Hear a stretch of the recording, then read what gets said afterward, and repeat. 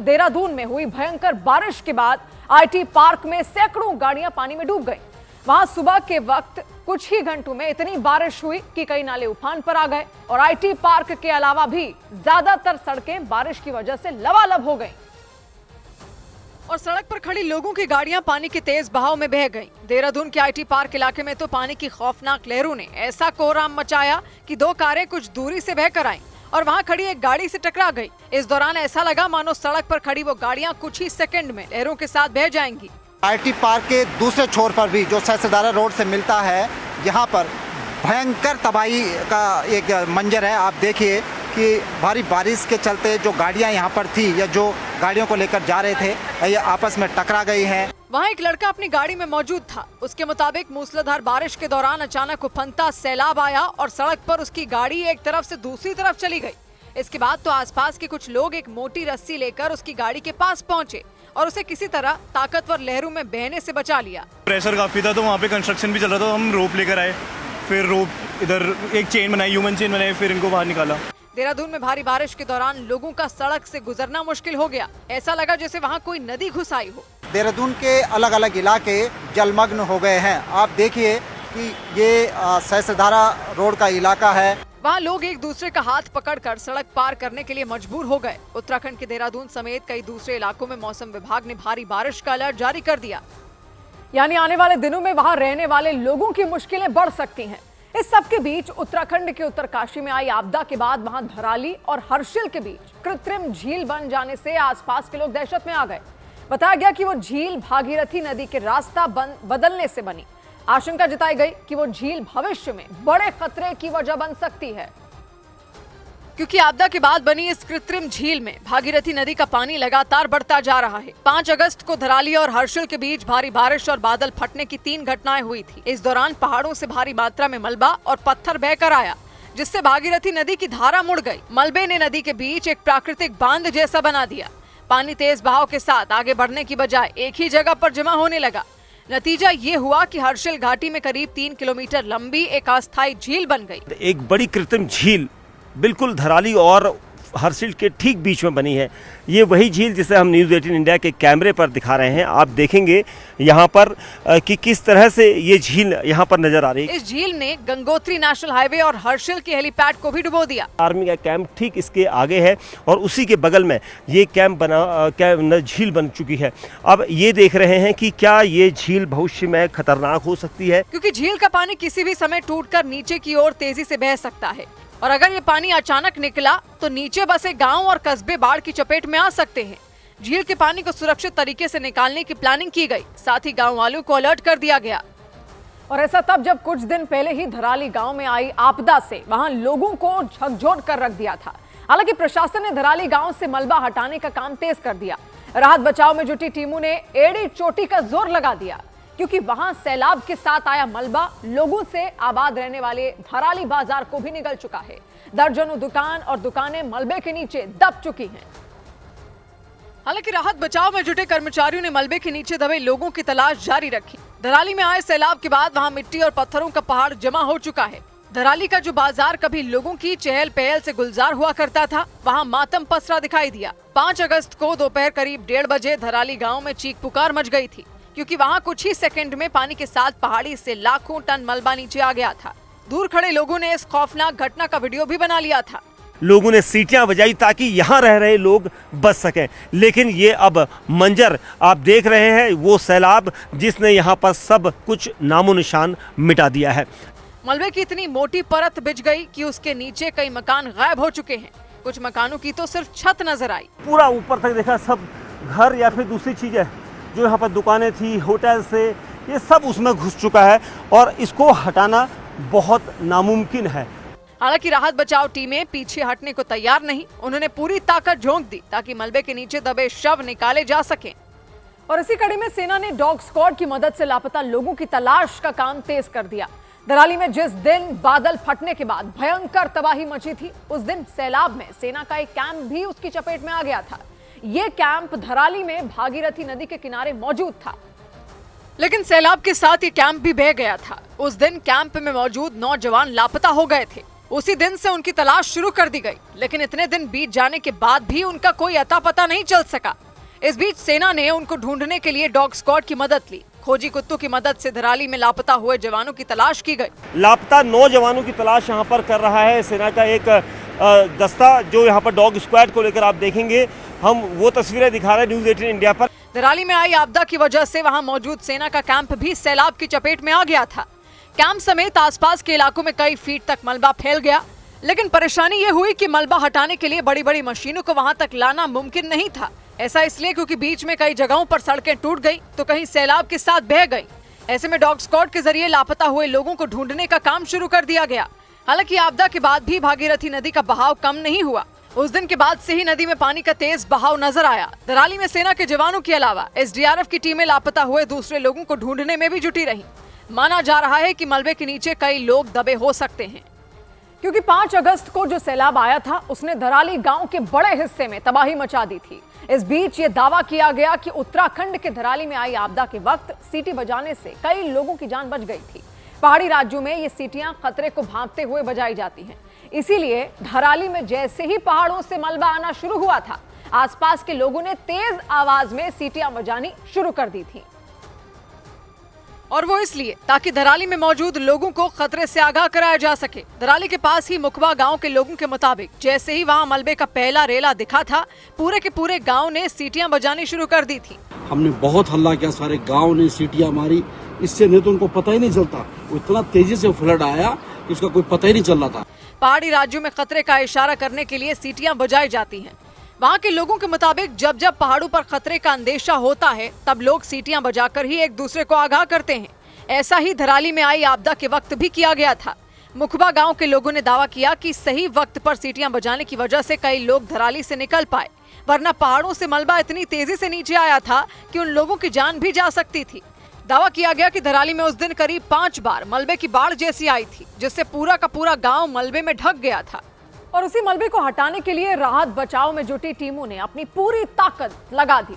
यही नहीं, भारतीय सेना ने धराली में बीआरओ और बाकी बचाव टीमों की मदद से 24 घंटे के अंदर एक पुल को तैयार कर दिया। ये पुल धराली में आई आपदा के वक्त तहस नहस हो गया था। गंगनानी और हर्षिल को जोड़ने वाले इस पुल को दोबारा बनाना इसलिए जरूरी था क्योंकि इसी रास्ते से धराली तक मदद पहुंचाई जा सकती थी।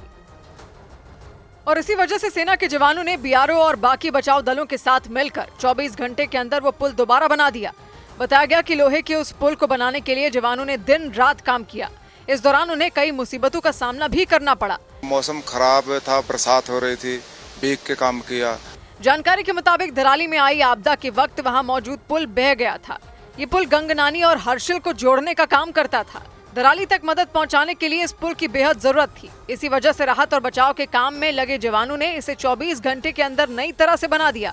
इसके अलावा धराली से गंगोत्री की तरफ जाने वाले हाईवे को भी दोबारा बनाने का काम तेज कर दिया गया। गंगोत्री धाम जाने के वाले इस हाईवे पर मलबा आ गया था कई फीट तक, अब इसे दोबारा से बनाया जा रहा है। यह हाईवे भी धराली में आई आपदा की वजह से बर्बाद हो गया। वहां मलबे की वजह से उस हाईवे के कई फीट ऊपर तक पत्थरों की परत जम गई, जिसे हटाने का काम शुरू कर दिया गया। इधर यूपी के अयोध्या में सरयू नदी का जलस्तर बढ़ने से कई इलाकों में हालात बिगड़ गए। उत्तर प्रदेश के अयोध्या में सरयू नदी का जलस्तर बढ़ने से कई गांव पानी में डूब गए। हालात इस कदर बिगड़ गए कि एक गांव से दूसरे गांव में जाने के लिए नाव का इस्तेमाल शुरू कर दिया गया। मकानों में पानी भरने से बड़ी संख्या में लोगों को ऊंचाई वाली जगहों पर शरण लेनी पड़ी। उत्तर प्रदेश के कासगंज में गंगा नदी का पानी खतरे के निशान को पार कर गया। इस दौरान वहां करीब 50 गाँव में बाढ़ जैसे हालात बन गए। नदी का पानी लोगों के घरों तक पहुंचने से उनकी मुश्किलें बढ़ गईं। उत्तराखंड के रुद्रप्रयाग में केदारनाथ मंदिर की ओर जाने वाली सड़क को खोलने का काम तेज कर दिया गया, जो पहाड़ खिसकने की वजह से बंद हो गई थी। वहां पहाड़ी से सड़क पर आए मलबे को बुलडोजर के जरिए हटाया गया। जो हमारा केदारनाथ की यात्रा है उसको हमने रोका नहीं है, अभी उसको हम डाइवर्ट कर रहे हैं। उधर उत्तर प्रदेश के शाहजहांपुर में उस वक्त चीख पुकार मच गई जब वहां एक सड़क पर आए सैलाब को पार करने की कोशिश में एक मोटरसाइकिल बह गई। उस मोटरसाइकिल पर एक आदमी, उनकी पत्नी और 2 बेटियां सवार थी। दिल दहला देने वाली इस घटना में मोटरसाइकिल चला रहे व्यक्ति की पत्नी की जान चली गई और उनकी एक बेटी पानी की तेज लहरों में बह गई। लापता बच्ची की तलाश तेज कर दी गई, लेकिन महिला की मौत से उनके घर वालों ने रोना पीटना शुरू कर दिया। रोंगटे खड़े कर देने वाला हादसा शाहजहांपुर के मिर्जापुर थाना क्षेत्र में हुआ। वहां पानी में डूबी सड़क को मोटरसाइकिल से पार करना एक परिवार को भारी पड़ गया। वो आगे से टेम्पो आ रहा था पानी का, उधर हमने 60 टाइम बचाया, अचानक गड्ढा पड़ेगा, गड्ढे में तो बाइक नहीं रुक पाई, 4 लोग बैठे थे, अचानक एकदम गिर गए। वो पानी में बहे मोटरसाइकिल सवार और उनकी एक बेटी को लोगों ने बचा लिया, लेकिन उनकी पत्नी और दूसरी बेटी बह गईं। हालांकि काफी देर तक चली खोजबीन के बाद उनकी पत्नी को ढूंढ लिया गया। उन्हें अस्पताल भी ले जाया गया, लेकिन उनकी जान नहीं बच पाई। बताया गया कि जिस महिला की मौत हुई वो अपने मायके से भाई को राखी बांधकर लौट रही थी और रास्ते में हादसे का शिकार हो गईं। इस घटना से पूरे इलाके में सनसनी मच गई। जानकारी मिलने पर प्रशासन ने पानी में बही बच्ची की तलाश तेज कर दी। इधर उत्तर प्रदेश के बदायूं में गंगा नदी का पानी खतरे के निशान को पार कर गया, जिसके बाद प्रशासन ने कई गांवों को खाली करा लिया। नावों की मदद से लोगों को सुरक्षित जगहों पर पहुंचाया गया। पहाड़ों पर लगातार हो रही भारी बारिश की वजह से गंगा नदी पिछले कई दिनों से अपने रौद्र रूप में है। ऊपर से नदी में हरिद्वार, बिजनौर और नरौरा बांध से पानी छोड़ा गया, जिसका नतीजा ये हुआ कि गंगा नदी खतरे के निशान से 53 सेंटीमीटर ऊपर बहने लगी। इसी वजह से बदायूं में गंगा नदी के किनारे मौजूद इलाकों में हालात बिगड़ गए। नदी का पानी तटबंधों को तोड़ते हुए कई गांवों में घुस गया। पानी भरने से शहरों से गांवों तक जाने वाले रास्तों के साथ तमाम सड़कें डूब गईं। उन पर गाड़ियां नहीं बल्कि नावें चलती नजर आईं।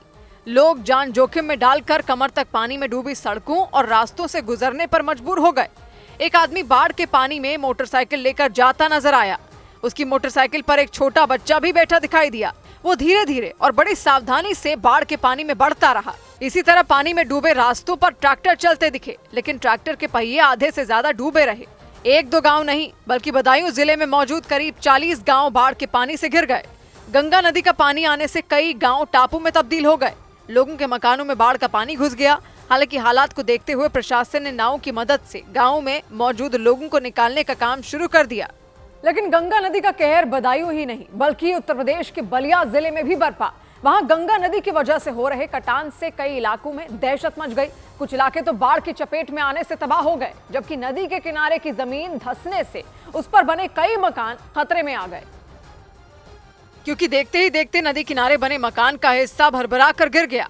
इस वजह से वहां मौजूद लोग घबरा गए। उन लोगों के मुताबिक इससे पहले उस इलाके के दर्जनों मकान गंगा नदी में समा चुके हैं और इस दौरान उन्हें सामान निकालने तक का मौका नहीं मिला। का भूसा दह गया, केहू का कपड़ा दह गया, बकरा छेर आदि सब नुकसान हो गया। कटान जारी है। बलिया जिले में गंगा नदी के उफान पर आने से कई गांव बाढ़ की चपेट में आ गए। लोगों के मकानों में पानी घुसने से उनकी मुश्किलें बढ़ गईं।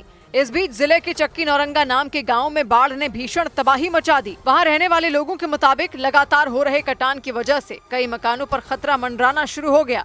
इस बीच उन लोगों ने प्रशासन की तरफ से कोई मदद नहीं मिलने को लेकर नाराजगी जताई।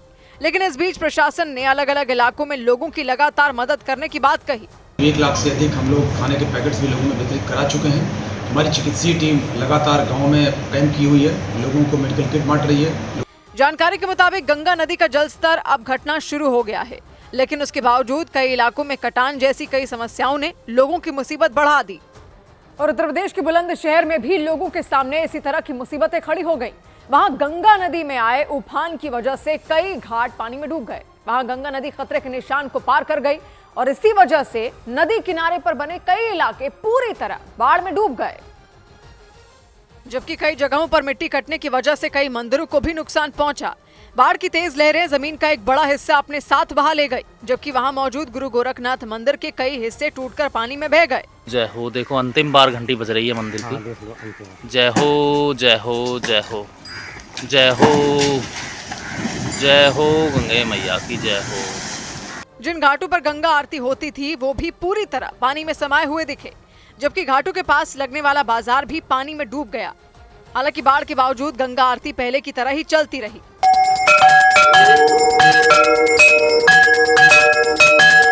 लगातार तेज हो रही लहरों और बढ़ते नुकसान से नदी के किनारों पर रहने वाले लोग दहशत में आ गए, जबकि कई इलाकों में पानी भरने से लोगों की मुश्किलें बढ़ गईं। और उत्तर प्रदेश के साथ साथ बिहार के भी कई जिले गंगा के रौद्र रूप से बेहाल हो गए। वहां भागलपुर जिले में गंगा नदी में आए उफान के बाद कई लोग अपने घर छोड़ने के लिए मजबूर हो गए।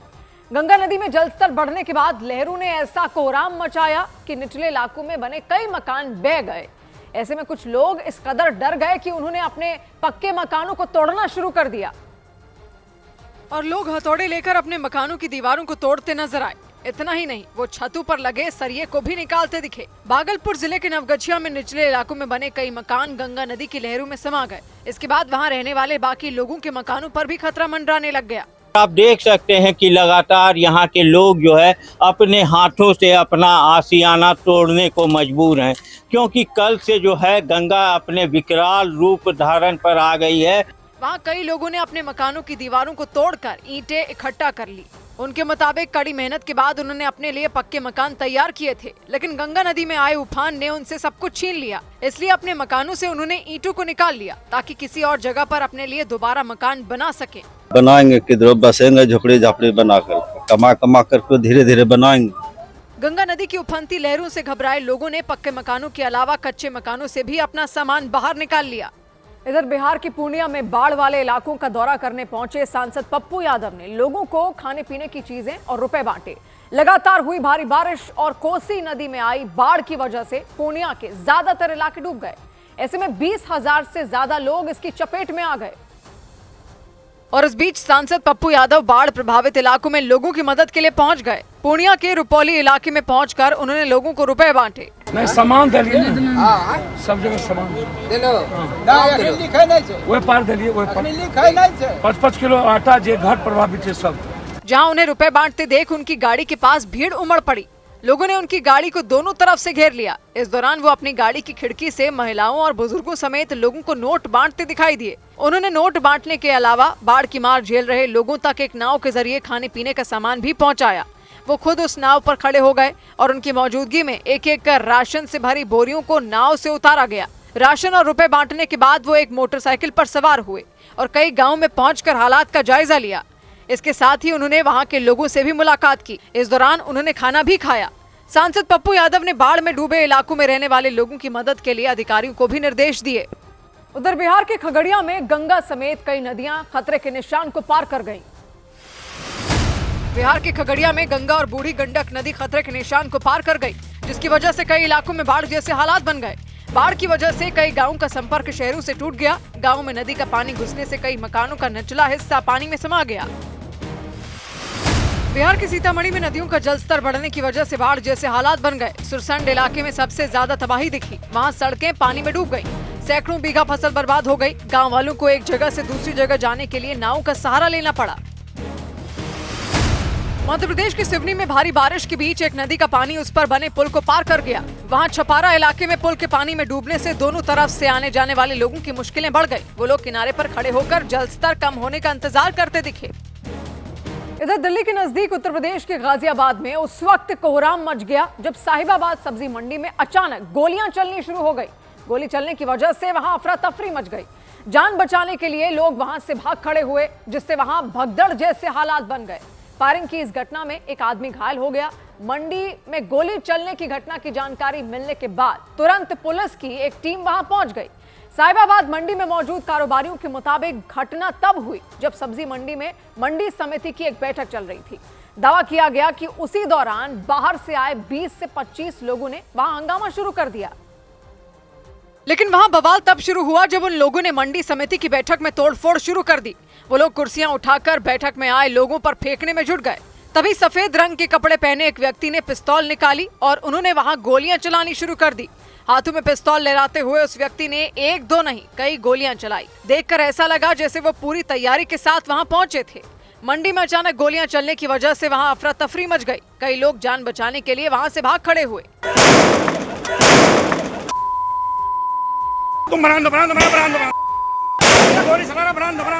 सब्जी मंडी में पिस्तौल से गोली चलाने वाले उस व्यक्ति के साथ कुछ और लोग भी नजर आए, जो वहां मौजूद लोगों पर कुर्सियां फेंकते रहे। ये गोली चला रहा, गोली ये मंडी समिति में आकर गुंडागर्दी हो रही, गोली चला रहा। कारोबारियों के मुताबिक उस व्यक्ति ने वहां कई गोलियां चलाई, जिससे सब्जी मंडी में काफी देर तक दहशत मची रही, क्योंकि लोग गोलियों से बचकर भागने और छिपने में जुटे हुए थे और उसी चक्कर में वहां भगदड़ जैसे हालात बने रहे। और पुलिस सूत्रों के मुताबिक जिस व्यक्ति ने साहिबाबाद मंडी में गोलियां चलाई उनका नाम हरीश चौधरी है। दावा किया गया कि हरीश चौधरी ने कुछ दिन पहले ही साहिबाबाद मंडी में नारियल पानी का काम शुरू किया था। कारोबारियों के मुताबिक मंडी के अंदर मौजूद 3 शेड प्लेटफॉर्म यानी दुकान लगाने की जगह को लेकर झगड़ा हुआ। कारोबारियों ने बताया कि मंडी सचिव ने दुकान लगाने वाली जगह किसी व्यक्ति को दे दी थी, जिससे हरीश चौधरी नाराज हो गए थे। दावा किया गया कि फायरिंग की घटना से पहले भी हरीश चौधरी अपने लोगों के साथ सब्जी मंडी में आए थे। आरोप लगाया गया कि उस दौरान हरीश चौधरी कुछ कारोबारियों को धमकी देकर गए थे। लेकिन मंडी के कारोबारियों को यह पता नहीं था कि हरीश चौधरी मंडी में गोलियां चलानी शुरू कर देंगे। कारोबारियों के मुताबिक फायरिंग की घटना तब हुई जब मंडी समिति की बैठक चल रही थी। वहां अच्छी खासी भीड़ थी। मंडी समिति के सदस्य, कारोबारी और प्रशासनिक अधिकारी तक मौजूद थे। उसी दौरान हरीश चौधरी और उनके 20 से 25 आदमी बैठक में शामिल हो गए। दावा किया गया कि थोड़ी देर बाद हरीश चौधरी के साथ आए लोगों ने हमला कर दिया। इसी बात पे वो उठा और उसके साथ जो 20-25 लोग और थे, उन्होंने मारना पीटना और कुर्सी फेंकना, कुर्सी उठा के मारना शुरू कर दिया। लेकिन मंडी में मौजूद कारोबारियों के हाथ पांव तब फूल गए जब हरीश चौधरी ने पिस्तौल निकालकर गोलियां चलानी शुरू कर दी। यहाँ पे एक मंडी समिति की मीटिंग चल रही थी जिसमें कुछ अज्ञात व्यक्ति आए और उन्होंने पहले विवाद किया, उसके बाद गोली चलाई। कुछ देर तक तो लोगों को समझ ही नहीं आया कि वहाँ हुआ तो हुआ क्या। बाद में मंडी में मौजूद लोग हरीश चौधरी और उनके लोगों को पकड़ने में जुट गए। ये गोली चला रहा है गुंडे रे, ये नंदकिशोर गुंडे क्या गुंडे रे, ये गोली चला रहे जा रहे, गोली चला रहे रे, ये चला रहे गोली, ओ मारे ये चला रहे गोली। मंडी में मौजूद कुछ लोग हरीश चौधरी और उनके लोगों के पीछे पत्थर लेकर दौड़ते नजर आए। लेकिन तब तक हरीश चौधरी और उनके साथ मौजूद लोग सब्जी मंडी में गोलियां चलाते हुए वहां से भाग निकले। लेकिन इस घटना की वजह से मंडी के कारोबारी दहशत से भर गए। साहिबाबाद मंडी में गोली चलने की इस घटना की जानकारी पुलिस को दी गई। फायरिंग का पता चलने के बाद आनन फानन में पुलिस के कई बड़े अधिकारी वहां पहुंच गए। लेकिन पुलिस के पहुंचने से पहले ही हरीश चौधरी और उनके लोग वहां से फरार हो गए। हालांकि मंडी में मौजूद कुछ कारोबारियों ने हमलावरों को पकड़ने की कोशिश की, उनका पीछा भी किया, लेकिन तमाम कोशिशों के बाद भी वो लोग वहां से भाग निकलने में कामयाब हो गए। गोली चला रहा, पकड़ लो, पकड़। साहिबाबाद मंडी में फायरिंग की इस घटना के बाद पुलिस ने मामले की जांच शुरू की। कई कारोबारियों से पुलिस अधिकारियों ने बातचीत की। इस दौरान वहां मौजूद लोग बेहद नाराज नजर आए। कुछ लोग तो फायरिंग की इस घटना को लेकर पुलिस अधिकारियों से बहस तक करते दिखाई दिए। हालांकि बाद में किसी तरह पुलिस ने समझा बुझाकर लोगों को शांत कराया। मंडी में फायरिंग की इस घटना में एक आदमी गोली लगने से घायल हो गया, जिसे अस्पताल में भर्ती कराया गया। यहाँ पे जो अभी तक की सूचना है उसमें एक व्यक्ति को गोली लगी है, जिसका इलाज अभी एमएमजी अस्पताल में चल रहा है। पुलिस ने इस मामले में केस दर्ज कर जांच शुरू कर दी। साथ ही पुलिस ने आरोपियों को पकड़ने के लिए आसपास के इलाके में घेरेबंदी कर दी। इस दिन दहाड़े मंडी के अंदर हुई फायरिंग की इस घटना की वजह से कारोबारी दहशत से भर गए। उधर उत्तर प्रदेश के लखीमपुर खीरी में बंदरों के हमलों ने लोगों का जीना मुहाल कर दिया। वहां रहने वाले लोगों के मुताबिक रिहायशी इलाकों में बंदरों को पकड़ने के लिए प्रशासन की तरफ से मथुरा से टीम बुलाई गई थी और बताया गया कि कुछ बंदर पकड़े भी गए थे, लेकिन इसके बावजूद लोगों पर बंदरों के हमले बंद नहीं हुए। और इसी बीच वहां एक बुजुर्ग महिला पर एक बंदर ने झपट्टा मार दिया। लखीमपुर खीरी के मैलानी इलाके में वो बुजुर्ग अपने घर के बाहर पूजा कर रही थी। तभी वो बंदर दबे पांव उनके नजदीक पहुंचा और उन पर हमला करता दिखाई दिया। इसके बाद तो फर्श पर गिर गई और कुछ देर बाद वहां से अपनी जान बचाकर घर के अंदर चली गई। उस बुजुर्ग के परिवार वालों के मुताबिक उनके घर पर एक बच्चे पर भी उस बंदर ने हमले की कोशिश की। हमारी बेटी खेल रही थी यहीं पे छोटी सी, तो उसको मतलब कि बहुत तेज काटने के लिए दौड़ा, लेकिन स्टाफ हमारा था तो उन्होंने उसको बचाया। लखीमपुर खीरी के मैलानी इलाके में ही एक और बच्चे पर भी एक दूसरा बंदर हमला करने के लिए दौड़ पड़ा। वो बच्चा अपने घर के दरवाजे के पास खड़ा था। इसी बीच वो दूसरा बंदर भागता हुआ उसके करीब पहुंचा और उसने झपट्टा मारने की कोशिश की, लेकिन वहां मौजूद कुछ महिलाओं ने उसे खदेड़ दिया। मैलानी इलाके में सड़क के किनारे एक या दो नहीं बल्कि कई बंदरों का झुंड बैठा नजर आया। बताया गया कि वहां बंदरों के हमले से 2 व्यक्ति गंभीर रूप से घायल हो गए। काम करते समय पर बंदर ने हम पर हमला बोल दिया। एक हमारे साथी को भी नोच लिया है और बुरी तरीके से उसे जो घायल भी कर दिया है। वहाँ बंदरों से परेशान होकर लोग डर के साए में जीने के लिए मजबूर हो गए और उन्होंने प्रशासन से बंदरों को पकड़ने के लिए गुहार लगाई। इधर आवारा कुत्तों के काटने की बढ़ती घटनाओं पर सुप्रीम कोर्ट ने सख्त आदेश दिया। सुप्रीम कोर्ट ने दिल्ली एनसीआर के नगर निकायों को निर्देश दिया कि आवारा कुत्तों को तुरंत पकड़कर नसबंदी करें और उन्हें स्थायी रूप से शेल्टर होम में रखें। कोर्ट ने इस काम में ढिलाई बरतने पर सख्त कार्रवाई के निर्देश दिए। कोर्ट ने अपने फैसले में ये कहा कि अगर कोई व्यक्ति या संगठन इसके बीच में आया तो उन पर भी एक्शन लिया जाएगा। उत्तर प्रदेश के बागपत में बच्चों के बीच हुए झगड़े के बाद दो पक्षों में झड़प हो गई। इस दौरान उन दोनों पक्षों ने एक दूसरे पर जमकर पत्थर बरसाए और इसमें कई लोग घायल हो गए। इसके बाद पुलिस ने कार्रवाई करते हुए 3 लोगों को हिरासत में ले लिया। बिहार के गोपालगंज में पुलिस ने विकास सिंह कुशवाहा नाम के कुख्यात बदमाश को मुठभेड़ के बाद गिरफ्तार करने का दावा किया। पुलिस के मुताबिक मुठभेड़ के दौरान गोली लगने से विकास घायल हो गया, जिसे अस्पताल में भर्ती कराया गया। आरोप लगाया गया कि कुछ रोज पहले विकास ने गहनों की एक दुकान में लूटपाट की थी। उत्तर प्रदेश के पीलीभीत में आबादी वाले इलाके के नजदीक एक बाघ के देखे जाने से खलबली मच गई। वो बाघ जंगल से निकलकर वहां पुरैना दीपनगर नाम के गांव के करीब पहुंच गया। बताया गया कि एक रोज पहले वहां बाघ ने एक बछड़े को अपना शिकार बना लिया था। बड़ी खबर आई उत्तर प्रदेश की फतेहपुर से। वहां एक मकबरे में हुई तोड़फोड़ के बाद पुलिस ने सख्त एक्शन लिया। फतेहपुर की पुलिस ने करीब 150 लोगों पर केस दर्ज कर लिया। इनमें 12 नामजद शामिल रहे, यानी पुलिस उनकी पहचान कर चुकी है। पुलिस ने भरोसा दिया कि आरोपियों पर कड़ी कार्रवाई की जाएगी।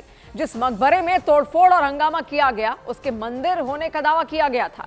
इसीलिए हिंदूवादी संगठनों से जुड़े सैकड़ों लोग वहां पूजा पाठ करने पहुंचे। लेकिन बवाल तब खड़ा हो गया जब उन्होंने मकबरे में तोड़फोड़ शुरू कर दी। और इतना ही नहीं, मकबरे के साथ साथ वहां कब्र वाली जगह को भी भारी नुकसान पहुंच गया। वो मकबरा सैकड़ों साल पुराना बताया गया, जबकि फतेहपुर जिले से बीजेपी के अध्यक्ष ने दावा किया था कि वो मकबरा पहले मंदिर हुआ करता था। उनके मुताबिक मकबरे के अंदर त्रिशूल और कमल का फूल मौजूद है। इसी बीच उन्होंने ऐलान किया कि दोपहर 12 बजे वहां पूजा पाठ की जाएगी। उनकी इस घोषणा के बाद हिंदू समुदाय के लोग और हिंदूवादी संगठनों के कार्यकर्ता बड़ी संख्या में जमा हो गए। हालांकि उनके पहुंचने से पहले पुलिस के इलाके की सुरक्षा बढ़ा दी, लेकिन पूजा पाठ करने के लिए इतने ज्यादा लोग आ गए कि पुलिस के लिए हालात संभालना मुश्किल हो गया। क्योंकि हिंदूवादी संगठनों से जुड़े लोग भगवा झंडे लेकर मकबरे के अंदर पहुंच गए। उन्होंने वहां नारेबाजी और तोड़फोड़ शुरू कर दी।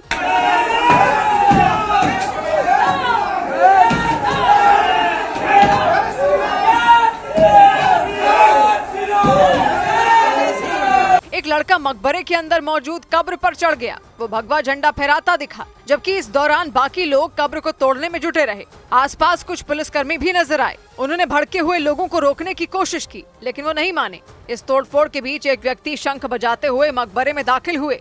इसके बाद तो तालियां बजनी शुरू हो गई।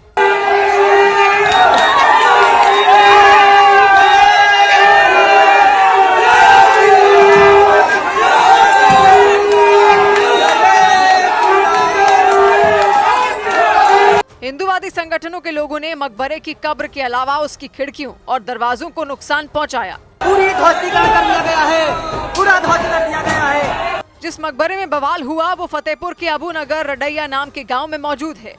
और इस तोड़फोड़ के बाद वहां तनाव बढ़ गया। हिंदू और मुस्लिम समुदाय के लोग आमने सामने आ गए। हालांकि हालात बिगड़ते देख पुलिस भी एक्शन में आ गई। आसपास के थानों से बड़ी संख्या में पुलिसकर्मी बुला लिए गए, क्योंकि हिंदूवादी संगठनों से जुड़े लोगों ने उस मकबरे पर भगवा झंडा फहरा दिया। इस दौरान नारेबाजी लगातार चलती रही।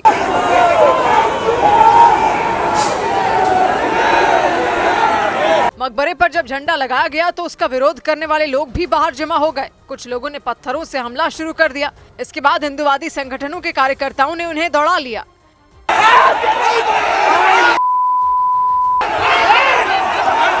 मकबरे पर पूजा करने की अपील फतेहपुर में बीजेपी के जिला अध्यक्ष मुखलाल पाल ने की थी। उनके मुताबिक वो मकबरा नहीं मंदिर है। ये ठाकुर द्वारा की जमीन है, मंदिर है।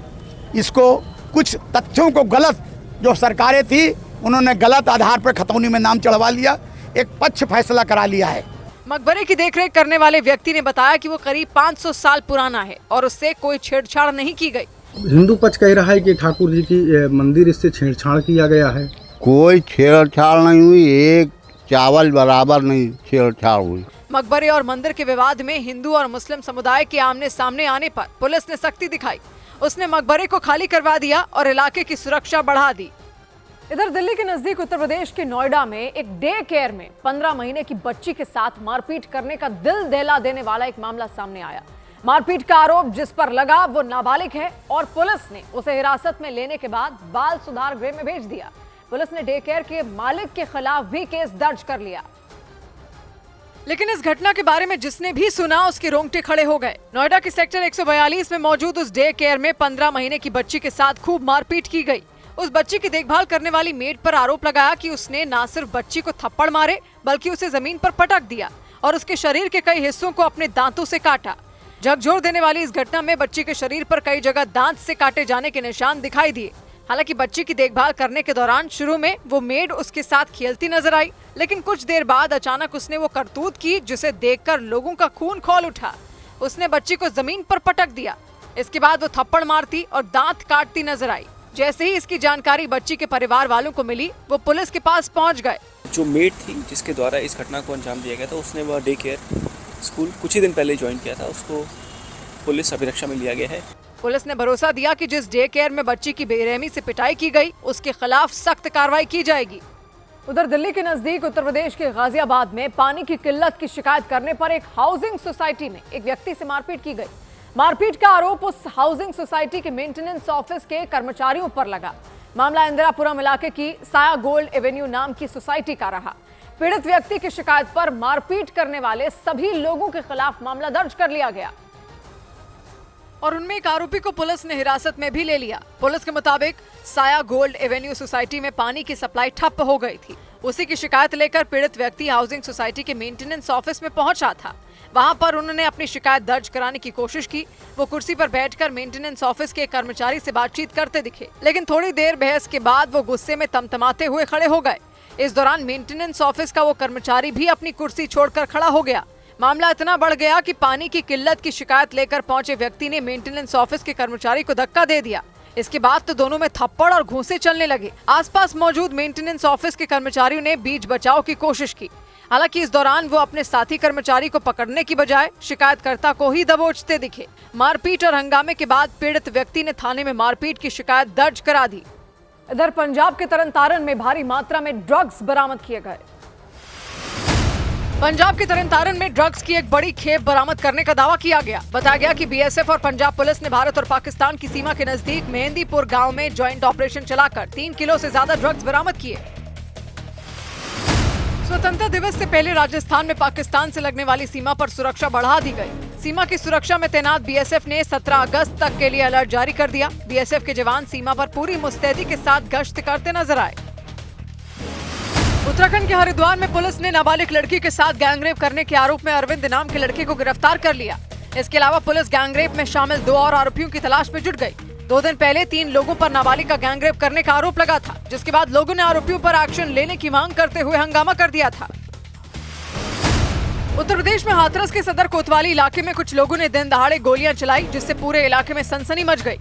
इस घटना के बाद पुलिस केस दर्ज कर गोली चलाने वाले लोगों की तलाश में जुट गई। बिहार के किशनगंज में पुलिस ने दावा किया कि छापेमारी के दौरान शराब के तस्करों के साथ उसकी मुठभेड़ हो गई। मुठभेड़ के बाद पुलिस ने एक तस्कर को गिरफ्तार कर लिया। बताया गया कि 2 और तस्कर मौका पाकर फरार हो गए। दावा किया गया कि उनके पास से 200 लीटर से ज्यादा शराब जब्त की गई। उधर उत्तर प्रदेश के बुलंदशहर में एक कार से टक्कर लगने के बाद कुछ लोगों ने उस कार पर हमला कर दिया। वहां बीच सड़क पर एक आदमी उस कार के शीशे पर डंडे चलाता दिखाई दिया। पुलिस के मुताबिक सफेद रंग की वो कार चलते वक्त एक दूसरी कार को छूते हुए निकल गई थी। दावा किया गया कि इसी बात से भड़के कुछ लोगों ने उस कार को थोड़ा आगे रुकवाया और फिर उस पर हमला कर दिया। और हमला भी ऐसा कि उस सफेद कार में बैठे लोगों की सांसें अटक गईं।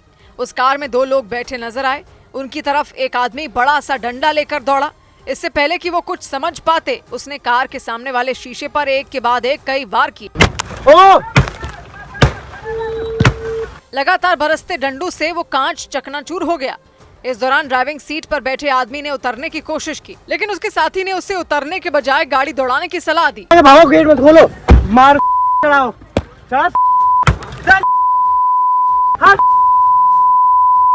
उस गाड़ी के आगे निकलने के बाद भी हाथ में डंडा लिया वो आदमी उसके पीछे दौड़ा। उसने तेजी से भागती उस गाड़ी के पीछे के शीशे पर भी वार किया।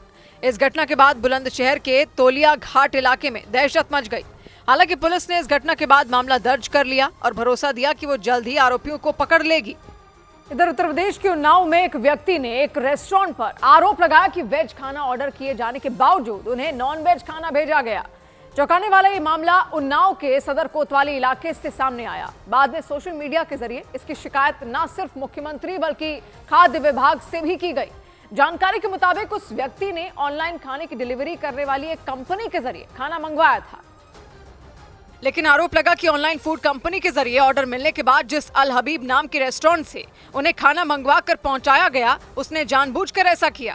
खाना मंगवाने वाले धीरज सिंह के मुताबिक उन्होंने पनीर की सब्जी का ऑर्डर दिया था, लेकिन जब उनके पास खाना पहुंचा तो पनीर के साथ मीट के भी कुछ टुकड़े उसमें मौजूद थे। उन्होंने तुरंत इसका वीडियो बनाया और उस फूड कंपनी से शिकायत की। उसमें पनीर की जगह पर मीट का पीस मिला है और जिसको लेके मन बहुत ज्यादा क्षुब्ध है। धीरज सिंह के मुताबिक वो शाकाहारी हैं और एक शिव मंदिर से भी जुड़े हुए हैं। उन्होंने पनीर की सब्जी में मीट के टुकड़े मिलने का आरोप लगाते हुए इस पर भारी आपत्ति जताई।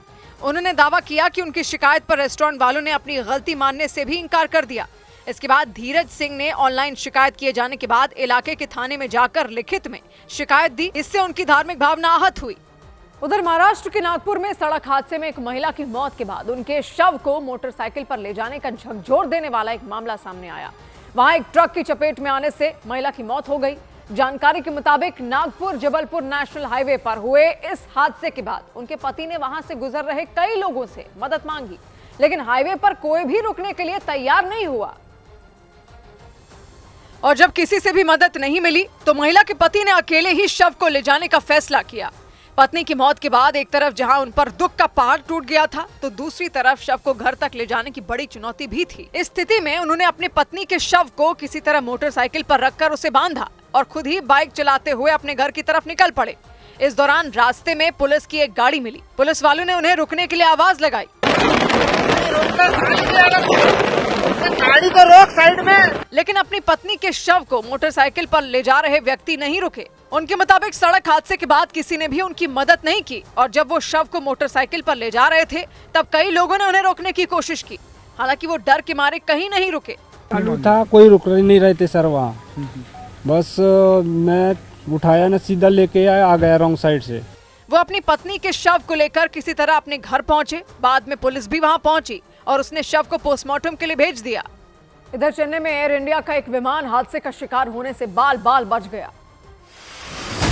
केरल की राजधानी तिरुवनंतपुरम से दिल्ली आ रही एयर इंडिया की एक फ्लाइट की चेन्नई में इमरजेंसी लैंडिंग कराई गई। एयरलाइंस की तरफ से जानकारी दी गई कि तकनीकी गड़बड़ी और खराब मौसम की वजह से फ्लाइट को चेन्नई में उतारा गया। इसके बाद दूसरे विमान से यात्रियों को दिल्ली भेजा गया। जम्मू कश्मीर के बारामूला में स्वतंत्रता दिवस से पहले तिरंगा रैली निकाली गई, जिसमें शामिल लोग करीब 2.5 किलोमीटर लंबा तिरंगा लेकर निकले। इस रैली में बड़ी संख्या में अलग अलग स्कूलों के छात्रों ने हिस्सा लिया। जम्मू कश्मीर के नौशेरा में स्वतंत्रता दिवस से पहले तिरंगा बाइक रैली निकाली गई। इस रैली में सीआरपीएफ के जवानों, पुलिस के जवानों और प्रशासन के अधिकारियों ने हिस्सा लिया। रैली की शुरुआत नौशेरा टनल से हुई। रैली खत्म होने के बाद ब्रिगेडियर मोहम्मद उस्मान को श्रद्धांजलि दी गई। दिल्ली के द्वारिका के सेक्टर 21 इलाके में एक ठेले पर रखे एक सिलेंडर में जोरदार धमाका हो गया। वहां धमाके के बाद आग की ददकती लपटें उठती नजर आईं। गनीमत ये रही कि इसमें किसी के घायल होने की खबर सामने नहीं आई। उधर उत्तर प्रदेश के बिजनौर में जिला अस्पताल के इमरजेंसी वार्ड में मारपीट से दहशत मच गई। वहां पुलिस की मौजूदगी में ही दो पक्षों के लोग आपस में भिड़ गए। इस दौरान एक व्यक्ति गंभीर रूप से घायल हो गया और इस पूरे हंगामे की वजह से जिला अस्पताल जंग का मैदान बन गया। हैरानी की बात यह रही कि दोनों गुट के लोग आपस में लड़ते हुए अस्पताल के इमरजेंसी वार्ड तक पहुंच गए, जहां गंभीर हालत में मरीजों को लाया जाता है। उस वार्ड के बाहर कई लोग एक दूसरे के खून के प्यासे दिखाई दिए।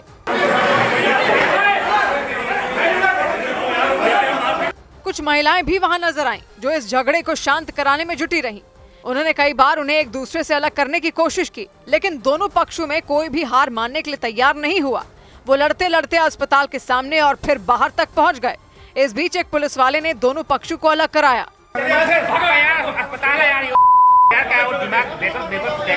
लेकिन अस्पताल परिसर से निकलने के बाद भी उनका झगड़ा खत्म नहीं हुआ। उन्होंने बाहर निकलकर भी हाथापाई जारी रखी। उनकी लड़ाई की वजह से सड़क के किनारे खड़ी कई मोटरसाइकिलें गिर गईं। जानकारी के मुताबिक किसी पुरानी बात को लेकर दोनों पक्षों के बीच बहस शुरू हुई, जो देखते ही देखते भिड़ंत में बदल गई।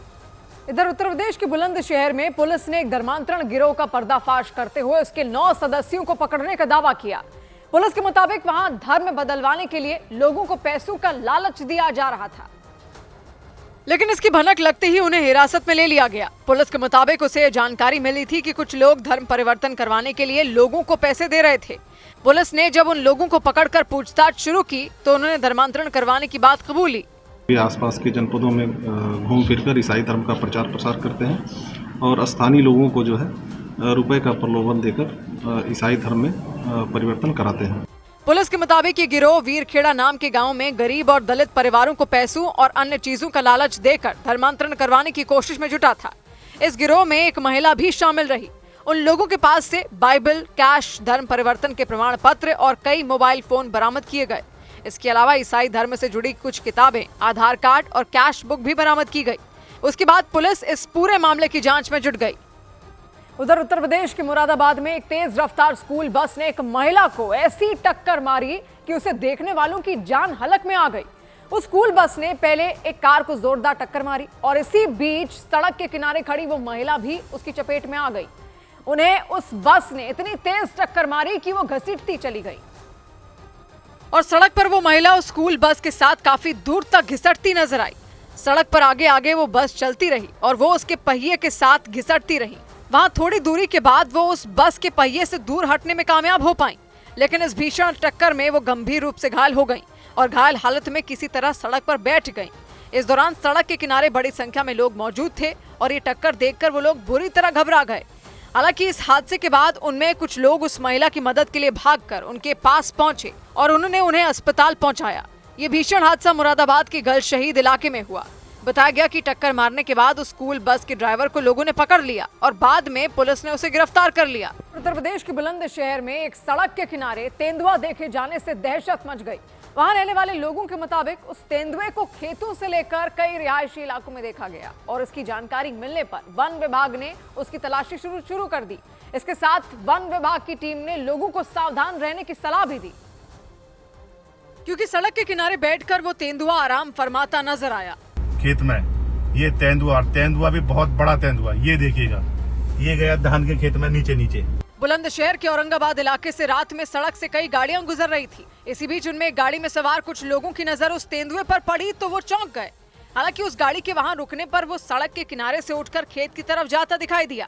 उस गाड़ी की लाइट उसकी आंखों पर पड़ी और वो झाड़ी में घुसकर बैठ गया। डरने का बिल्कुल नाम नहीं ले रहा है तेंदुआ और हम काफी देर, हमें 10 मिनट हो गए यहाँ पे खड़े।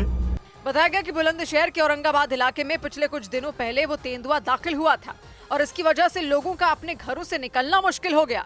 इसके साथ ही घरेलू जानवरों पर भी खतरा मंडराने लग गया। इसके बाद वन विभाग ने उस तेंदुए को पकड़ने के लिए वहां निगरानी शुरू कर दी। इसके लिए कई टीमें अलग अलग इलाकों में तैनात कर दी गई और लोगों से जंगल की तरफ न जाने की अपील की गई। इधर दिल्ली में वोटर लिस्ट रिवीजन और चुनाव में वोट चोरी के आरोप को लेकर विरोध मार्च निकाल रहे विपक्षी दलों के सांसदों को हिरासत में ले लिया गया। चुनाव आयोग के खिलाफ इस विरोध मार्च में विपक्षी गठबंधन में शामिल दलों के कई सांसदों ने हिस्सा लिया। इस दौरान राहुल गांधी, प्रियंका गांधी और अखिलेश यादव समेत कई विपक्षी सांसदों की पुलिस के साथ बहस हुई। प्रदर्शन कर रहे विपक्ष के सांसदों ने आरोप लगाया कि वोटर लिस्ट रिवीजन की आड़ में बड़े पैमाने पर गड़बड़ी की जा रही है। विपक्ष ने दावा किया कि इस साजिश के तहत लाखों लोगों के नाम जानबूझकर हटाए जा रहे हैं और इन्हीं आरोपों को आधार बनाकर विपक्ष के सांसदों ने चुनाव आयोग के खिलाफ मोर्चा खोल दिया। इस दौरान खूब हंगामा हुआ। विपक्ष के सांसदों का मार्च योजना के मुताबिक संसद भवन से विजय चौक, फिर जनपथ होते हुए चुनाव आयोग के दफ्तर तक जाना था, लेकिन बीच रास्ते में ही पुलिस ने उनका रास्ता रोक दिया। विरोध मार्च जैसे ही विजय चौक पहुंचा, वहां पहले से तैनात भारी पुलिस बल ने आगे बढ़ने से रोक दिया। लोहे की बैरिकेडिंग लगाकर आगे का रास्ता बंद कर दिया गया। पुलिस अधिकारियों ने सांसदों को बताया कि उन्हें चुनाव आयोग जाने की अनुमति नहीं है, लेकिन रोके जाने पर विपक्ष के सांसद आग बबूला हो गए। समाजवादी पार्टी के अध्यक्ष अखिलेश यादव तो पुलिस की बैरिकेडिंग पर चढ़ गए और उसे फांद कर आगे बढ़ने की कोशिश करते दिखे। इसके बाद तो अखिलेश यादव के पीछे खड़े कई सांसद और कार्यकर्ता भी बैरिकेडिंग पार करने के लिए उसके ऊपर चढ़ना शुरू कर दिया। थोड़ी ही देर में वहां अफरा तफरी मच गई, क्योंकि विपक्ष के सांसद किसी भी कीमत पर आगे बढ़ते हुए चुनाव आयोग के दफ्तर तक जाने पर अड़ गए। हालांकि वहां मौजूद पुलिस वाले उन्हें आगे बढ़ने से रोकने के लिए डटे रहे। हंगामा बढ़ा तो विपक्ष के सांसद पुलिस की बैरिकेडिंग के पास ही धरने पर बैठ गए। प्रियंका गांधी और डिंपल यादव समेत टीएमसी और विपक्षी गठबंधन में शामिल दलों की महिला सांसदों ने भी सड़क पर धरना देना शुरू कर दिया और केंद्र सरकार के खिलाफ नारेबाजी की। विपक्ष के सांसदों ने वोटर लिस्ट रिवीजन के फैसले को वापस लेने की मांग की।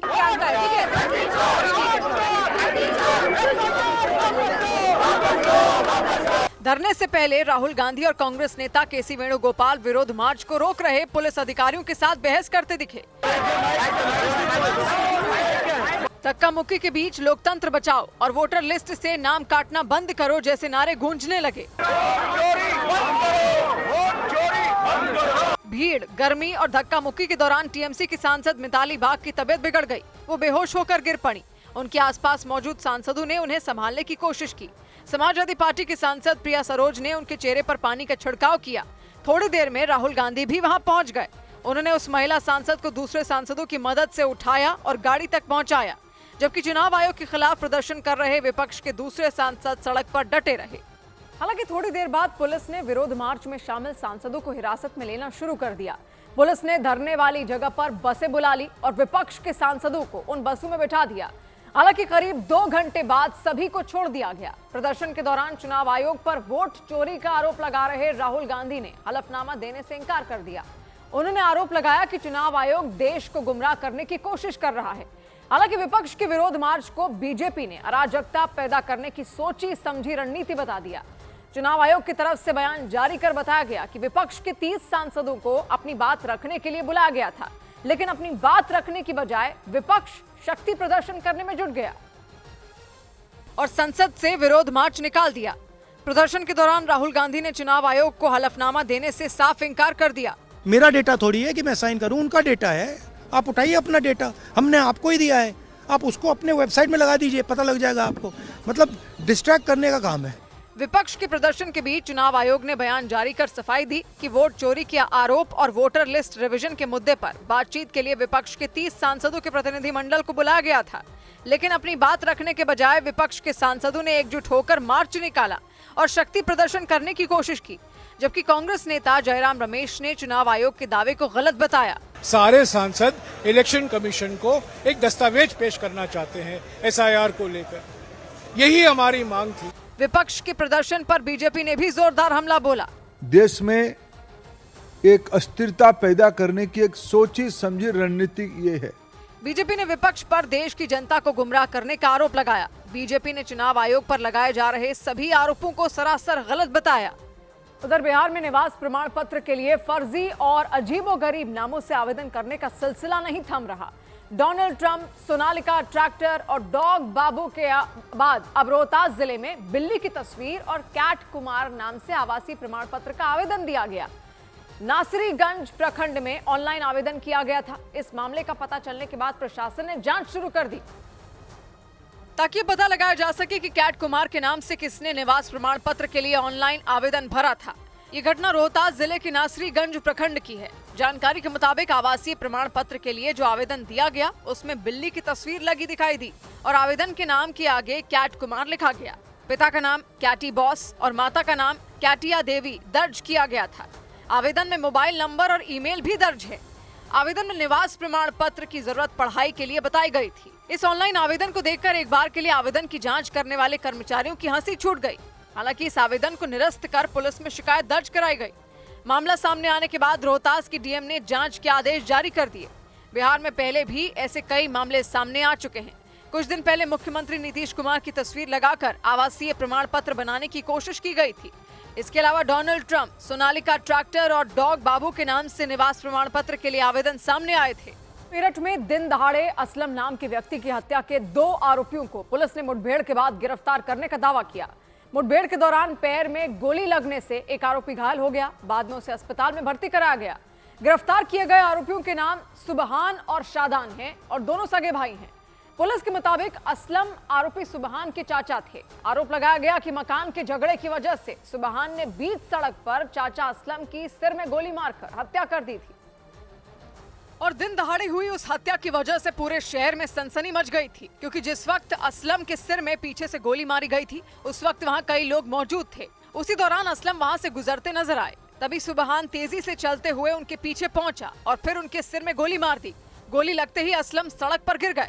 बीच सड़क पर असलम की हत्या से पूरे इलाके में दहशत मच गई। तुरंत पुलिस की एक टीम वहां पहुंचकर जांच में जुट गई। सीसीटीवी वीडियो के आधार पर पुलिस ने सुबहान की पहचान की और फिर उसे ढूंढने में जुट गई। कुछ ही घंटों में पुलिस ने मुठभेड़ के दौरान सुबहान और उसके भाई शादान को गिरफ्तार करने का दावा किया। पुलिस के मुताबिक पूछताछ में असलम सुबहान के चाचा थे। पूछताछ में आरोपी सुबहान ने बताया कि असलम के साथ मकान को लेकर झगड़ा था। उसके मुताबिक असलम ने उसे मारने के लिए 10 लाख रुपए की सुपारी दी थी। बारी दे रखी थी उसने मेरी। तुम्हारी? हाँ, 10 लाख रुपए की।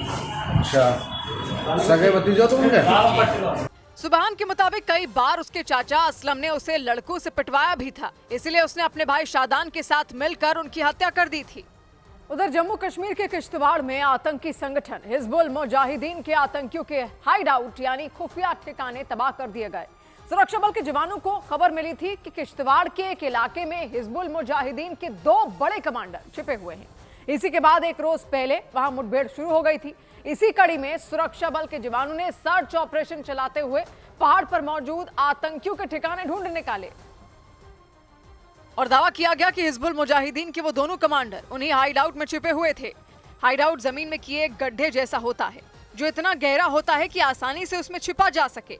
माना जा रहा है कि किश्तवाड़ के घने जंगल और पहाड़ों के बीच मौजूद ऐसे ही एक हाइड आउट में वो दोनों आतंकी छिपे हुए थे, जिसे सुरक्षा बल के जवानों ने घेर लिया।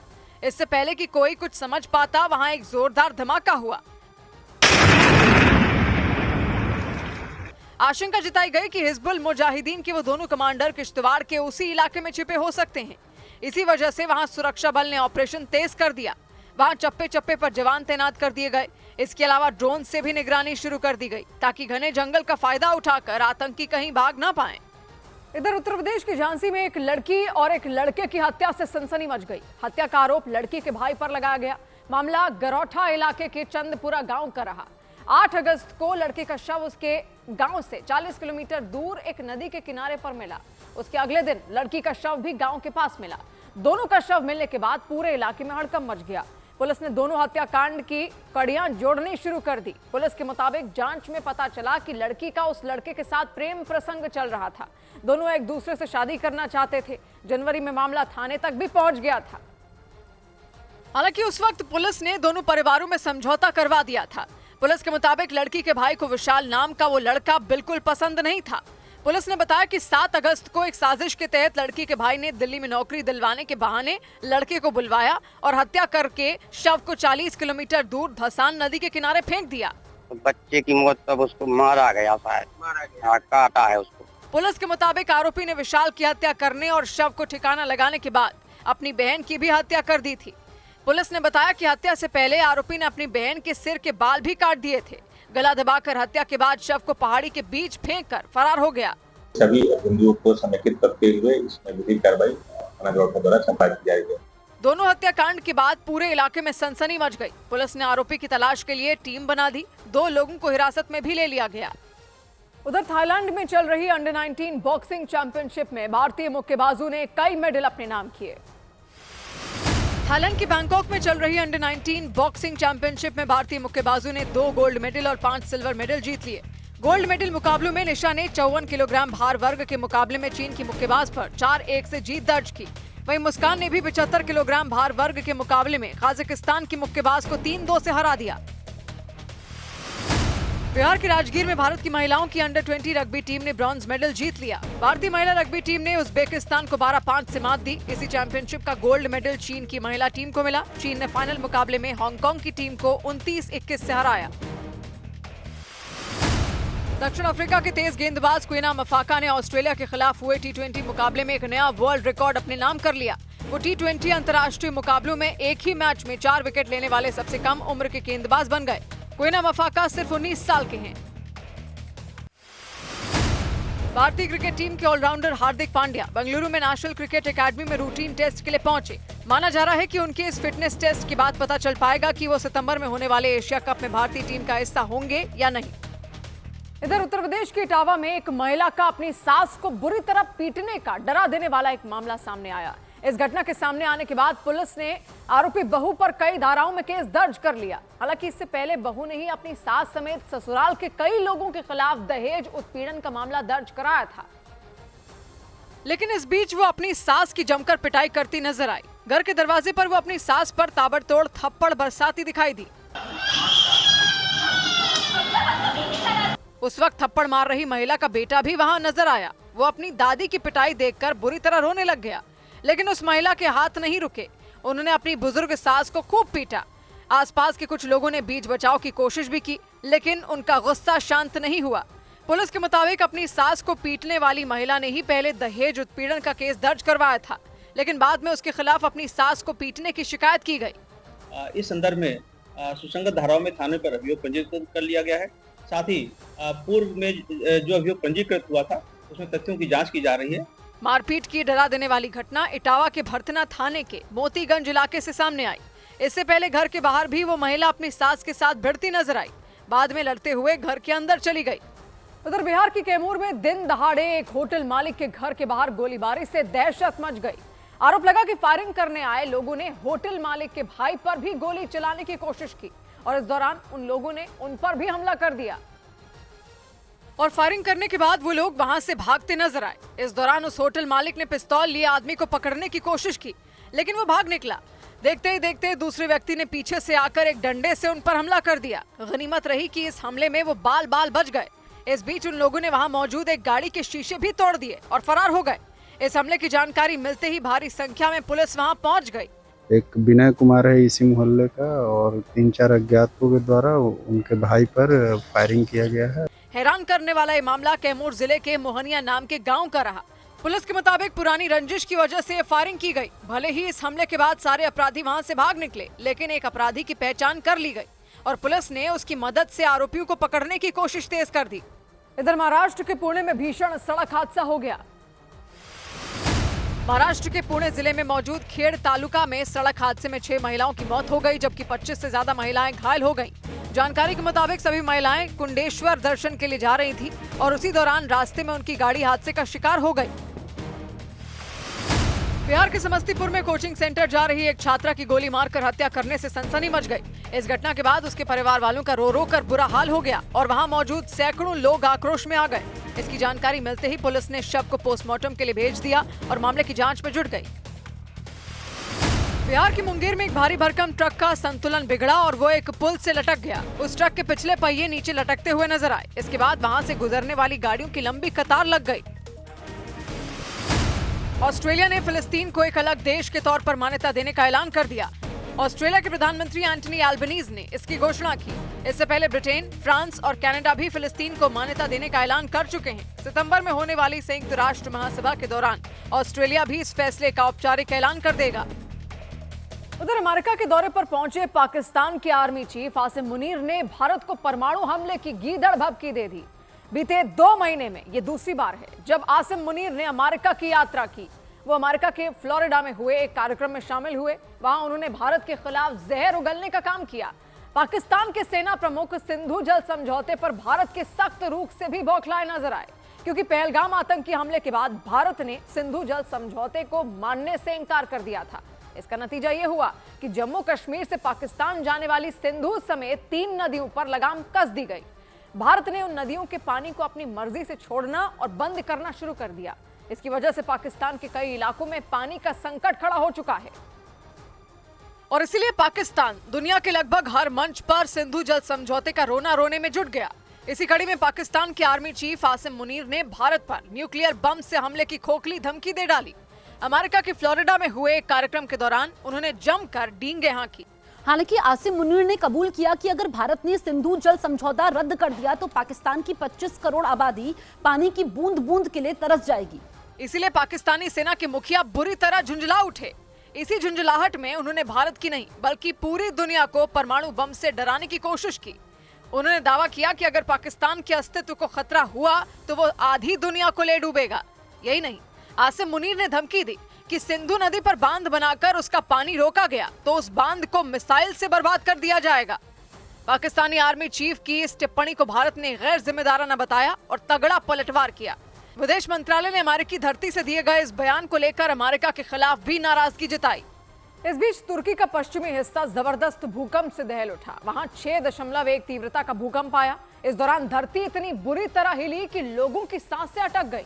जोरदार झटकों ने लोगों को खौफ से भर दिया और उन्होंने जान बचाने के लिए दौड़ लगा दी। एक व्यक्ति तो सड़क पर पागलों की तरह भागते दिखे। हालांकि इस दौरान उन्होंने अपने मोबाइल फोन से तबाही का वीडियो रिकॉर्ड करना जारी रखा। तुर्की के बालाकेसर प्रांत में 6.1 तीव्रता का भूकंप आया और इसकी वजह से वहां रहने वाले लोग बुरी तरह डर गए, क्योंकि धरती अचानक थर्राना शुरू हुई और देखते ही देखते इतने जोरदार झटके लगे कि 1 दर्जन से ज्यादा मकान जमींदोज हो गए। कुछ मकानों का मलबा तो सड़कों तक आ गया। हर तरफ बर्बादी का मंजर दिखाई दिया। जो मकान ढहे उनके मलबे में कई लोग फंस गए थे। हालांकि बाद में ज्यादातर लोगों को सुरक्षित निकाल लिया गया। वहां रहने वाले लोगों ने बताया कि इतना खतरनाक भूकंप उस इलाके में पहले कभी नहीं आया था। भूकंप का केंद्र तुर्की के पश्चिमी हिस्से में मौजूद बालाकेसिर प्रांत में रहा। राजधानी अंकारा से बालाकेसिर की दूरी 500 किलोमीटर से ज्यादा है, जबकि तुर्की का सबसे बड़ा शहर इस्तांबुल वहां से करीब 400 किलोमीटर दूर है। बालाकेसिर में आए शक्तिशाली भूकंप के बाद वहां राहत बचाव का काम तेज कर दिया गया। उधर अमेरिका के विस्कॉन्सिन राज्य में घंटों तक हुई बारिश ने वहां के मिल्वाकी नाम के शहर को डुबो दिया। हालत ऐसी हो गई कि वहां लगे विस्कॉन्सिन स्टेट फेयर नाम के मेले को वहां की सरकार को बंद करवाना पड़ गया। उस मेले में आए लोगों के सामने जान का संकट खड़ा हो गया, क्योंकि विस्कॉन्सिन के मिल्वाकी में हुई मूसलाधार बारिश ने कुछ ही घंटों में उस शहर को स्विमिंग पूल बना दिया। स्विमिंग पूल इसलिए क्योंकि वहां सड़कों पर ही कमर के ऊपर तक पानी जमा हो गया। जो लोग विस्कॉन्सिन स्टेट फेयर नाम के मेले में घूमने पहुंचे थे, उनकी जान आफत में आ गई। शहर के कई इलाकों में इतना पानी भर गया कि चलना मुश्किल हो गया। लोग एक दूसरे का हाथ पकड़कर कमर तक पानी में उस मेले से निकलते नजर आए। इस दौरान कई लोगों की गाड़ियां वहां भरे पानी में इस कदर फंसी कि फिर वो बंद ही हो गईं। वहीं एक बिल्डिंग के बेसमेंट में बनी पार्किंग का हाल तो डराने वाला रहा। वहां जब लोग अपनी गाड़ियां लेने पहुंचे तो उस बेसमेंट की छत तक पानी भरा दिखाई दिया। गाड़ियां ढूंढना तो दूर, उन तक पहुंचना भी मुश्किल हो गया। लोग काफी डरते डरते बेसमेंट में मौजूद उस पार्किंग तक पहुंचे, लेकिन वहां भरा पानी देखकर उनकी भी हिम्मत जवाब दे गई। बताया गया कि मिल्वाकी समेत विस्कॉन्सिन के कई शहरों में जबरदस्त बारिश हुई। घंटों तक आसमान से बरसी आफत ने वहां के कई शहरों को तालाब में बदल दिया। इधर यूपी के बहराइच में धार्मिक स्थल में तोड़फोड़ से तनाव की स्थिति बन गई। उत्तर प्रदेश के बहराइच में रामगांव थाना इलाके में मौजूद पहोडिया गांव में देवी के चबूतरे को नुकसान पहुंचाया गया, जिससे वहां तनाव फैल गया। दावा किया गया कि देवी के चबूतरे को तोड़ने के साथ नीम के पेड़ को भी काट दिया गया। हालात न बिगड़े, इसे देखते हुए वहां बड़ी संख्या में पुलिस के जवान तैनात कर दिए गए। तत्काल पुलिस बल को मौके पर भेजा गया, कानून व्यवस्था वहां पर स्थापित किया गया और मुकदमा पंजीकृत कर दिया गया। कारोबारी हफ्ते के पहले दिन भारतीय शेयर बाजार में शानदार तेजी देखने को मिली। सेंसेक्स 746 अंक चढ़ा तो निफ्टी उछलकर 24,585 के स्तर पर पहुंच गया। इसकी वजह से निवेशकों की संपत्ति करीब 2.5 लाख करोड़ रुपए बढ़ गई। बीएसई के सभी इंडेक्स हरे निशान पर बंद हुए। सबसे ज्यादा तेजी पीएसयू बैंक, रियल्टी और फार्मा सेक्टर के शेयरों में रही।